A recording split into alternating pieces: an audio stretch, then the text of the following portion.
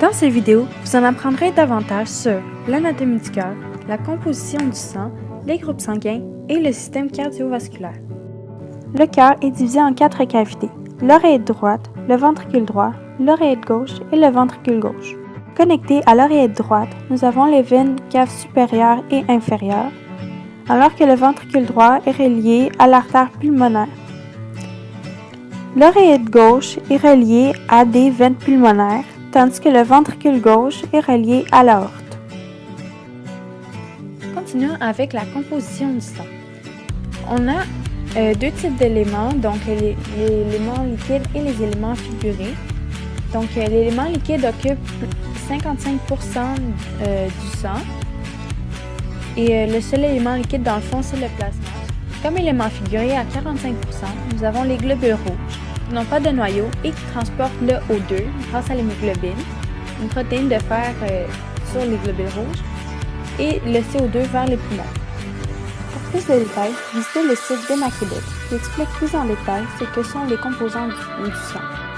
Ensuite, nous avons les globules blancs qui défendent et immunisent l'organisme. Finalement, il y a les plaquettes qui proviennent de la moelle osseuse et qui servent à la coagulation sanguine. C'est-à-dire, quand on se blesse, c'est les plaquettes qui font en sorte qu'on ne saigne pas pour toujours. Passons au groupe sanguin. Ce qui fait un groupe sanguin, c'est ces substances, donc le A, le B ou les deux, ou aucun des deux, et le facteur Rhésus qui désigne si tu es A positif ou A négatif. Comme on peut voir sur le tableau ici, chaque groupe sanguin a sa substance, excepté le O négatif. Et il y a aussi le facteur Rhésus qui désigne justement si tu es positif ou négatif. On doit faire bien attention lorsqu'on reçoit du sang parce qu'on ne peut pas recevoir de sang si on n'est pas compatible. Pour être compatible, il faut qu'il y ait au moins les mêmes substances sur le sang qu'on reçoit que sur notre sang. Par exemple, tout le monde peut recevoir du O négatif. On dit que c'est un donneur universel. Pour ce qui est du AB positif, il peut recevoir de tout le monde, c'est donc un receveur universel. Il peut recevoir de tout le monde parce que le O négatif, comme on l'a vu tantôt, n'a aucune substance.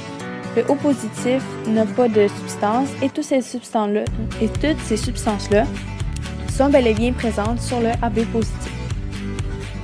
Finissons avec le système cardiovasculaire. Voici les vaisseaux sanguins. Il y a premièrement les artères qui ramènent le sang du cœur vers les organes, les capillaires qui ont une paroi très mince pour les échanges entre le sang et la cellule, et les veines qui ramènent le sang vers le cœur. Il y a des exceptions, c'est-à-dire dans la circulation pulmonaire que nous verrons tantôt. Finissons avec la circulation sanguine. Voici comment fonctionne la circulation sanguine.